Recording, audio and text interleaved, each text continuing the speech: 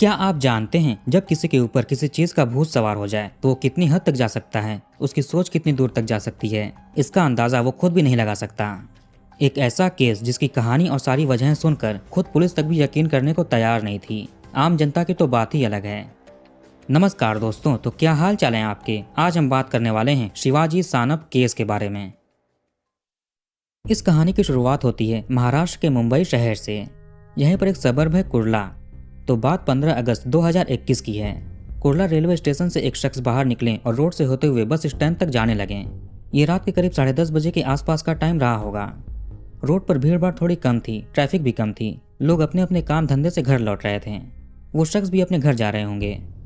जब ये bus stop तक पैदल चलकर पहुंचने ही वाले थे, तभी पीछे से अचानक एक लाल रंग की कार तेजी से आई और उस शख्स को टक्कर मारते हुए निकल गई। ये शख्स कई फीट तक हवा में उड़े थे। इनको बहुत चोटें आती हैं। आसपास आ जा रहे लोगों ने ये सब कुछ साफ साफ देखा था। लोगों की भीड़ जमा होने लगी। तुरंत किसी ने पुलिस को भी कॉल कर दिया। थोड़ी ही देर में पुलिस वहां पर आती है। वो शख्स अभी भी जिंदा थे। पुलिस ने इनको फौरन हॉस्पिटल भिजवा दिया इलाज के लिए। कुछ देर के बाद हॉस्पिटल से पुलिस को खबर मिलती है कि इलाज के दौरान उस शख्स की मृत्यु हो गई। बहुत सारे लोगों ने इस घटना को होते हुए देखा था। साफ साफ ये रोड एक्सीडेंट का केस था। पुलिस ने भी इसी एंगल से केस दर्ज कर लिया। अब इस शख्स की पहचान जानने की कोशिश होती है। इसमें ज़्यादा मेहनत नहीं करना पड़ता। इनके पास से मिली चीज़ों में इनका आईडी कार्ड वगैरह भी मिल जाता है। शख्स का नाम पता चला शिवाजी सानप, 49 साल का, मुंबई पुलिस में हेड कांस्टेबल। ये नेहरू नगर पुलिस स्टेशन में ड्यूटी करते थे, जो इस जगह से ज़्यादा दूर नहीं था। पुलिस ने वहाँ से क्रॉस चेक किया। वहाँ के ऑफिसर्स भी शिवाजी सानप को पहचान जाते हैं। ये आदमी पुणे के रहने वाले थे और ये डेली पुणे से मुंबई आते थे और नेहरू नगर थाने में ड्यूटी करते थे। फिर शाम को ये अपने घर वापस लौट जाते हैं। कई बसेस और ट्रेन से ये आते जाते थे। पुणे से पहले पनवेल आना बस से, फिर वहीं दूसरी बस से कुर्ला रेलवे स्टेशन आना, इसके बाद लोकल ट्रेन से नेहरू नगर थाने पहुंचना। चूंकि ये शहर था तो ट्रैफिक बहुत होती थी, इसलिए लोकल ट्रेन लेना पड़ता। जाते वक्त भी ऐसे ही ये करते थे। ये सारी शिवाजी की रूटीन थी जो इनके कलीग से पता चली। तो ऐसे ही ड्यूटी खत्म होने के बाद 15 अगस्त की रात में ये पुणे अपने घर जाने के लिए निकले। फिर 10:30 बजे वो घटना घटी। वहाँ के चश्मदीद ने भी बताया कि एक गाड़ी आई और टक्कर मार के चली गई। पुलिस ने अगले दिन शिवाजी के घर वालों को सूचना दे दी। वो लोग भी बदहवास कुर्ला के हॉस्पिटल पहुंचे। उन्होंने शिवाजी को पहचान लिया। अब इनका रोना पीटना शुरू हो जाता है। पुलिस ने इनको बताया कि ये रोड एक्सीडेंट का केस है। हॉस्पिटल में शिवाजी की पत्नी और साला आए हुए थे। इन्हें यकीन नहीं हो रहा था कि ऐसा कुछ हुआ है, वो भी एक पुलिस वाले के साथ। ना जाने कितने सालों से शिवाजी ऐसे रोज पुणे से मुंबई आते जाते रहते हैं। आज तक इन्हें कोई खरोच तक नहीं आई, कभी कुछ ऐसा हुआ नहीं। फिर अचानक से इतनी बड़ी घटना कैसे घट गई। खैर, बॉडी घर वालों को सौंप दिया गया। ये पुणे चले गए। वहीं पर शिवाजी का अंतिम संस्कार भी हो जाता है। घर का माहौल जब थोड़ा शांत हुआ तो शिवाजी की पत्नी और साला दोबारा कुर्ला में पुलिस के पास आते हैं। पत्नी ने पुलिस से कहा कि अभी भी इनको विश्वास नहीं हो रहा है कि इनके पति का रोड एक्सीडेंट हुआ है। पुलिस इनको समझाती है कि वो रोड एक्सीडेंट ही है। इन्होंने कई सारे लोगों से पूछताछ की थी, बहुत लोगों ने उसे देखा था। साफ साफ ये रोड एक्सीडेंट का केस है। लेकिन पत्नी मानने को तैयार नहीं थी। इन्होंने पुलिस से रिक्वेस्ट किया कि आप एक बार फिर से इसकी जाँच कीजिए, जरूर इसमें कुछ ना कुछ गलत हुआ है, ये कत्ल का मामला भी हो सकता है। अब एक पुलिस वाले की पत्नी ऐसे ऐसे बोल रही है। पुलिस इनकी बातों को गंभीरता से लेती है। पत्नी भी सारे प्रोसीजर्स जानती थी। इन्होंने अपने पति के केस की जांच के लिए ऑफिशियल कंप्लेंट भी दर्ज करवा दी। अब पुलिस ने भी सोचा कि एक बार तसल्ली के लिए जांच कर ही लिया जाए। ये स्वाभाविक सी बात है कि घर का कोई आदमी अगर ऐसी जॉब करे जिसमें किसी न किसी से दुश्मनी हो सकती है, नाराजगी हो सकती है और उसकी मृत्यु ऐसे हो जाए तो घर वाले शक करेंगे ही। पुलिस ने अपना इन्वेस्टिगेशन शुरू किया। तफ्तीश की शुरुआत होती है सीसीटीवी कैमरों की जांच से। सबसे पहले उसी जगह के कैमरे देखे गए जहां पर वो एक्सीडेंट हुआ था। खुशकिस्मती से ये घटना एक कैमरे के बिल्कुल सामने हुई थी। साफ साफ इसमें दिख गया। एक लाल रंग की नैनो गाड़ी आई और शिवाजी सानप को फुल स्पीड में टक्कर मारते हुए चली गई। ये बिल्कुल नॉर्मल रोड एक्सीडेंट लग रहा था। लेकिन पुलिस ने जब इसी फुटेज में थोड़ा ध्यान दिया तो देखा कि उस नैनो गाड़ी का कोई भी नंबर प्लेट नहीं है, जबकि हर गाड़ी पर नंबर प्लेट होना अनिवार्य होता है। यहीं से पुलिस के अंदर शक की सुई घूमना शुरू हो गया। इसके बाद इन्होंने नेहरू नगर पुलिस स्टेशन से लेकर यहाँ जो एक्सीडेंट हुआ यानी कुर्ला रेलवे स्टेशन और बस स्टॉप तक जितने भी कैमरे लगे थे सबको ढूंढकर उसकी फुटेजेस निकालनी शुरू कर दी गई। लगभग 250 कैमरे पुलिस को मिलते हैं। सभी को एक एक करके देखना शुरू किया गया। इसमें बहुत टाइम लगने वाला था। अभी घटना को हुए 2-3 दिन ही हुए थे, तभी पुलिस को सूचना मिली कि एक इलाके में कोई खाली मैदान है, वहां पर किसी ने कोई गाड़ी जलाई है। ये सुनते ही पुलिस की एक टीम वहां पर पहुंची। ये जगह वारदात वाली जगह से कुछ ही किलोमीटर की दूरी पर था। जले हुए कार में कुछ भी नहीं बचा था, सब कुछ जलकर राख हो गए। बस बचा तो वो जो कि मेटल वगैरह का बना हो। मेटल के स्ट्रक्चर से लगा कि ये नैनो गाड़ी है। इसका नंबर प्लेट भी नहीं था, ऐसा लगा कि इसे निकाला गया है। एक्सीडेंट करने में भी नैनो गाड़ी इन्वॉल्व थी जिसका नंबर प्लेट नहीं था। हो सकता है कि उन्हीं बदमाशों ने सबूत मिटाने के लिए ये सब कुछ किया होगा। उधर पुलिस सीसीटीवी कैमरे की जांच में लगी हुई थी। टाइमिंग के अनुसार सारी चीजें देखी जा रही थीं। कैमरे की क्वालिटी तो आपको पता ही है कैसी होती है, यहाँ पर भी ऐसा ही था। कुर्ला रेलवे स्टेशन पर लगे कैमरे में दिखा कि शिवाजी सानप ट्रेन से उतरकर बाहर निकल रहे हैं। जब ये रोड की तरफ गए तो पार्किंग से एक गाड़ी भी इनका पीछा करते हुए बाहर निकली। कैमरे को थोड़ा पीछे करके देखा गया कि ये नैनो गाड़ी कब पार्क की गई थी। ट्रेन आने से कुछ मिनट पहले ये आई थी। इसमें से 2 आदमी अपना उतरकर टहल रहे थे। जब ट्रेन आई तो ये कार में बैठ गए। इनका गाड़ी से उतरते हुए चेहरा कैमरे में साफ साफ दिख गया, कैद हो गया। पुलिस ने इनकी तस्वीर ली और अच्छे से इन्हें डेवलप कराया ताकि इनका चेहरा अच्छे से समझ में आए। अब पुलिस के पास 2 लोगों का शक्ल था। आखिर इनकी शिवाजी सानप से क्या दुश्मनी रही होगी। पुलिस ने सोचा कि शिवाजी सानप का एक बार बैकग्राउंड खंगाला जाए। उसने ऐसा क्या क्या चीजें की जिससे ये सब कुछ हुआ। अब चूंकि शिवाजी एक हेड कांस्टेबल थे, दिन भर ड्यूटी करते थे, तो इनके घर वालों से ज्यादा इनके कलीग्स को कुछ ना कुछ पता होगा। पुलिस ने इन्हीं लोगों से पूछताछ शुरू कर दी। थोड़ी बातचीत करने पर एक नाम पुलिस के सामने आता है, शीतल पंसारे। 29 साल की लड़की जो पहले नेहरू नगर पुलिस स्टेशन में कांस्टेबल थी, यानी वो थाना जहां पर शिवाजी हेड कांस्टेबल था। फिर शीतल की ड्यूटी लोकल आर्म्स डिवीजन में लग गई, ये वहां चली गई। साल 2019 में ये दोनों सेम थाने में थे। तफ्तीश में आगे पता चला कि शीतल ने शिवाजी सानप के खिलाफ 2 अलग अलग थानों में छेड़छाड़, मारपीट, गलत हरकत करना, इन जैसी चीजों को लेकर कंप्लेन दर्ज कराई है। सीबीडी बेलापुर थाने में आईपीसी सेक्शन 354 के तहत और विष्णुनगर थाने में 376 के तहत। शीतल पंसारे नवी मुंबई के उल्वे में रहती थी। अब चूंकि एक लड़की ने शिवाजी के खिलाफ 2 कंप्लेंट्स लिखाई हैं, दूसरी तरफ 2 लोगों ने शिवाजी का एक्सीडेंट करके कत्ल कर दिया।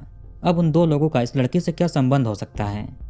शीतल के कंप्लेंट्स को लेकर भी उन दोनों थानों में कुछ खास चीजें नहीं हुई थीं, लेकिन ये तो था कि शीतल को शिवाजी से कुछ दिक्कत थी। पुलिस ने इसकी भी पर्सनल लाइफ को देखना शुरू कर दिया, लेकिन इसको कोई भनक नहीं लगने देते हैं। आजकल तो लोगों की पर्सनल लाइफ सोशल मीडिया पर भी दिखाई देती है। ऐसे ही पुलिस ने भी सोशल मीडिया का सहारा लिया। श्वेता के फेसबुक, इंस्टाग्राम वगैरह को देखना शुरू कर देते हैं। ये भी देखते हैं कि शीतल का उन एक्सीडेंट करने वाले लड़कों से क्या संबंध है। शीतल के इंस्टाग्राम अकाउंट पे उसकी फॉलोइंग लिस्ट देखी गई। उसमें जितने भी लड़के थे उनकी तस्वीरें सीसीटीवी में कैद उन दोनों लड़कों से मैच कराकर देखा जाता है। ये भी छानबीन हुई कि शीतल के किन दोस्तों से कैसे संबंध हैं, कितनों से अच्छी दोस्ती है और कितनों को बस ये नॉर्मली जानती है या फॉलो करती है। शीतल के ढेर सारे पोस्ट पर लाइक और कमेंट करने वाला एक शख्स था। उसकी फोटो भी डाउटफुल लग रही थी। पुलिस कंफ्यूज हो गई कि इसकी इमेज उन दोनों लड़कों में से एक से मिल रही है या नहीं। पुलिस ने सोचा कि एक बार इसी लड़के को उठाना चाहिए, एक मिल गया तो दूसरा भी मिल जाएगा।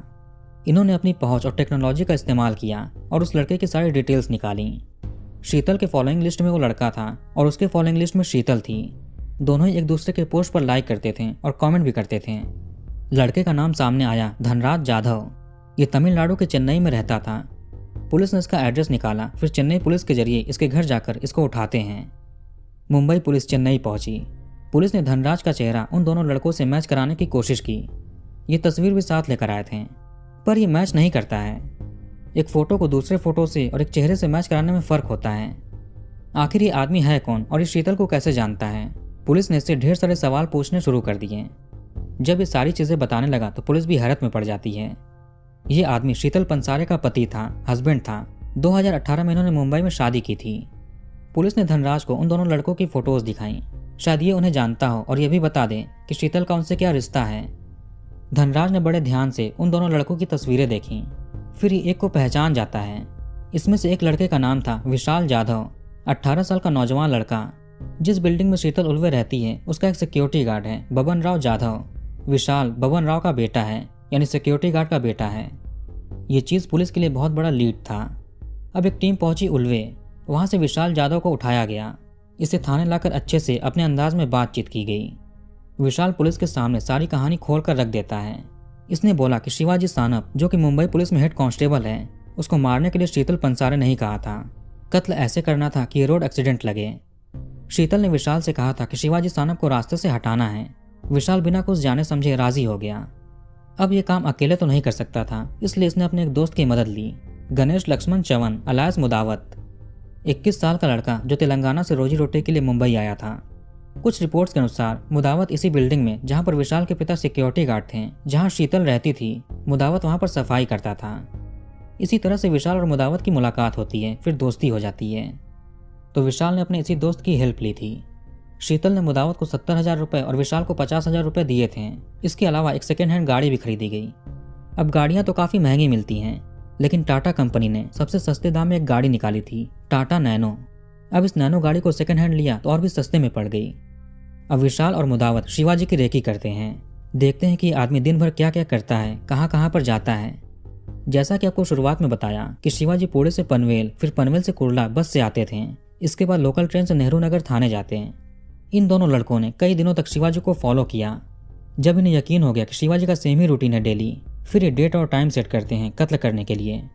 सबसे अच्छा वक्त मिलता है रात के 10:30 बजे के आसपास का, जब शिवाजी कुर्ला रेलवे स्टेशन से बाहर आकर बस स्टॉप तक जाते हैं ताकि यहाँ से पनवेल जाएं, फिर वहाँ से पुणे निकल जाएं। 15 अगस्त 2021 को भी ऐसा ही कुछ हुआ, लेकिन इस बार शिवाजी का ये आखिरी सफर था। अब पुलिस के मन में सवाल उठता है कि शीतल ने शिवाजी का कत्ल क्यों करवाया। दोनों ही पुलिस वाले थे, फिर इनकी आपस में कैसी दुश्मनी हो गई। उस लड़के ने 2 अलग अलग थानों में आईपीसी सेक्शन 354 और 376 के तहत कंप्लेन भी दर्ज कराई थी। पुलिस के पास शीतल को अरेस्ट करने के लिए बहुत सारे सबूत और गवाह मिल चुके थे। 8 सितंबर 2021 को विशाल को उठाया गया था। इसी दिन शीतल भी अरेस्ट हो गई। शीतल को अच्छे से इंटेरोगेट किया जाता है। इसकी जब नेहरू नगर थाने में कांस्टेबल के तौर पर पोस्टिंग हुई थी तो वहाँ पर शिवाजी सानप हेड कांस्टेबल था। यही दोनों की मुलाकात हुई थी। शिवाजी और शीतल की उम्र में लगभग 20 सालों का गैप था, फिर भी ये गैप इनकी दोस्ती के बीच नहीं आता है। दोनों साथ में ड्यूटी करते थे, दोस्ती तो हो ही गई थी। कुछ रिपोर्ट्स के अनुसार यह भी है कि इनमें नज़दीकी संबंध भी हो चुके थे, लेकिन इसके बाद कुछ ऐसा हुआ कि शीतल इस आदमी से नफरत करने लगी। झगड़े की वजह क्या थी ये तो किसी भी रिपोर्ट में नहीं लिखा है। शीतल को शिवाजी सानप से बदला लेना था। बदले की आग इसके अंदर धधकने लगी। अब चूंकि ये पुलिस में थी तो सारी चीजें जानती थी, समझती थी, फिर भी इसके अंदर शिवाजी का कत्ल करने का भूत सवार हो गया। ये चाहती तो सुपारी के कातिलों को हायर कर सकती थी, लेकिन पुलिस इन बदमाशों को आसानी से पकड़ सकती है और वो लोग शीतल का नाम भी बता देंगे। इसलिए शीतल ने अब मदद के लिए सोशल मीडिया की ओर रुख किया। ये 2018 की बात है। इसी दौरान इंस्टाग्राम पर शीतल की धनराज नाम के आदमी से मुलाकात होती है। धनराज एक बस ड्राइवर था और चेन्नई में रहता था। इसकी शक्ल सूरत भी ठीक ठाक थी और ठीक ठाक ये कमाता भी था। शीतल ने धनराज से चैटिंग शुरू कर दी। दोनों एक दूसरे से फ़ोन पर बात करने लगे। फिर शीतल ने कहा कि मुझे तुमसे मिलना है। इत्तेफाक से उस टाइम धनराज नासिक में था और ये मुंबई से ही होकर गुजरता, तो फिर इन्होंने मिलने का प्लान बनाया, जगह और टाइम सेट किया। फिर ये दोनों किसी कैफे में मिलते हैं, थोड़ी बातचीत की। अचानक से शीतल धनराज को यहीं पर शादी के लिए प्रपोज कर देती है। अब चूंकि लड़की सामने से प्रपोज कर रही है, ऊपर से वो पुलिस वाली है, सरकारी नौकरी है, पढ़ी लिखी भी है, धनराज भी बिना कुछ सोचे समझे हाँ बोल देता है। फिर इन्होंने शादी कर ली। शादी के बाद धनराज शीतल के साथ उसी अपार्टमेंट में रहने लगता है जहाँ पर वो पहले रहती थी, यानी नवी मुंबई के उल्वे में। आपको शायद जानकर हैरानी होगी कि शीतल का इस लड़के से इंस्टाग्राम पर मिलना, चैटिंग करना, रियल में मिलना, शादी का प्रपोज करके शादी करना, सब कुछ केवल 5 दिन के अंदर ही हुआ। अब धीरे धीरे शादी को हफ्ते भर होते हैं। शीतल ने अपने पति धनराज से एक हेल्प मांगी। इसने कहा कि शिवाजी नाम का एक आदमी है, उसने इसे बहुत परेशान कर रखा है, उसका कत्ल करना है। अब धनराज ठहरा एक सीधा साधा ईमानदार लड़का, भला ये ऐसा क्यों करेगा। शुरू में तो ये टालता रहता है कि इस बारे में हम बाद में बात करेंगे। शीतल इसको समझाती है कि तुम एक बस ड्राइवर हो, बस चलाते हो, उसी बस से अगर तुम शिवाजी को ठोक दो तो हमारा काम हो जाएगा। चूंकि ये एक्सीडेंट होगा तो पुलिस कुछ ज्यादा कर नहीं सकेगी। वैसे भी हर रोज बहुत सारे एक्सीडेंट होते ही रहते हैं। अगर तुम पकड़े भी गए तो चूंकि ये एक्सीडेंट है तो कुछ दिन में छूट जाओगे। कुछ दिन तक तो ये समझना समझाना होता रहता है, लेकिन फिर एक दिन धनराज ने साफ साफ मना कर दिया। अब इसी बात को लेकर धनराज और शीतल के बीच रिश्ते खराब होने लगे। शीतल ने आरसीएफ पुलिस स्टेशन में धनराज के खिलाफ ऑब्सेनिटी यानी अश्लील बातें करने, हरकतें करने के आरोप लगाकर केस दर्ज करवा दिया। धनराज इससे गुस्सा होकर चेन्नई लौट जाता है। शीतल ने इस आदमी से बस इसीलिए शादी किया था ताकि इससे शिवाजी का कत्ल करवा दे। बदले की आग में इसको कुछ सूझबूझ नहीं रहा था। इसके बाद 2019 में शीतल ने शिवाजी के खिलाफ 2 अलग अलग थानों में 354 और 376 की कंप्लेन दर्ज कराई, पर पुलिस कुछ खास एक्शन नहीं ले रही थी उस केस में। दिन बीत रहे थे, धीरे धीरे 2021 आ गया। अभी भी शीतल के अंदर शिवाजी का कत्ल करने की आग धधक रही थी। इसके अपार्टमेंट बिल्डिंग का एक सिक्योरिटी गार्ड था, उसका बेटा था विशाल जाधव। शीतल धीरे धीरे विशाल से बातचीत करना शुरू कर देती है। दोनों मिलने लगे, कभी पब्लिक प्लेस पर तो कभी अकेले में। शीतल ने इसको अपने प्यार के झांसे में ले लिया, ऐसे बिहेव करती जैसे ये पसंद करती है इसे। विशाल भी इसको पसंद करने लगता है, प्यार करने लगा। शीतल 29 साल की थी और विशाल केवल 18 साल का था। जब इसे लगा कि विशाल इसके प्यार के जाल में फंस चुका है, जो कहूंगी वो करेगा, फिर इसने अपना मेन मकसद विशाल के सामने रखा कि शिवाजी नाम के एक आदमी का कत्ल करना है, उसको खत्म करना है। अब एक नौजवान लड़का, ऊपर से प्यार में पागल, गरम खून, इसने शीतल की बातों को मान लिया कि ये कत्ल करेगा। विशाल अपने दोस्त गणेश चवन उर्फ मुदावत को भी प्लान में शामिल करता है। इसके बाद शीतल पुलिस वेलफेयर फंड से 11 लाख रुपए लोन लेती है। इसमें से 50,000 रुपए विशाल को दिए और 70,000 मुदावत को। मुदावत के पैसे इसके भाई के बैंक अकाउंट में भेज दिए गए, जो कि तेलंगाना में रहता था। शीतल ने एक सेकंड हैंड नैनो कार खरीदी और बाकी जो पैसे बचे थे उसकी FD करा दी। 15 अगस्त की रात में जब विशाल और मुदावत कत्ल करने के लिए नैनो गाड़ी से कुर्ला रेलवे स्टेशन पर आए थे और गाड़ी पार करके टहलने लगे, तभी वहां गाड़ी के पास एक महिला भी टहलती हुई नजर आई थी। वो महिला शीतल पंसारे थी। ये अपनी आंखों से शिवाजी सानप को मरते हुए देखना चाहती थी। एक बदले की आग ने शीतल की शादी करवा दी, एक लड़के से प्यार का नाटक करवा दिया। 8 सितंबर को ही तेलंगाना के विकाराबाद से गणेश चवन उर्फ मुदावत को भी अरेस्ट कर लिया जाता है। गाड़ी से टक्कर मारने के बाद इन्होंने उसको सुनसान जगह पर ले जाकर जला दिया था। गाड़ी का नंबर प्लेट भी निकाल दिया ताकि पुलिस न गाड़ी का और न इसके ओनर का पता लगा पाए, जबकि यही नंबर ना होने से पुलिस को गाड़ी पर शक हो जाता है। 9 सितंबर को पुलिस ने प्रेस कॉन्फ्रेंस करके सारी घटना बता दी। इस केस में सभी आरोपी अरेस्ट हो चुके हैं, सारे सबूत मिल चुके हैं। फिलहाल इनके ऊपर मुकदमा चल रहा है। तो कहानी को यहीं पर खत्म करते हैं और कमेंट करके बताइए कि वीडियो आपको कैसा लगा। इस वीडियो को लाइक और शेयर जरूर करिए और हमारे चैनल को सब्सक्राइब करके बेल आइकन ऑन कर लीजिए। मिलते हैं नेक्स्ट वीडियो में। धन्यवाद।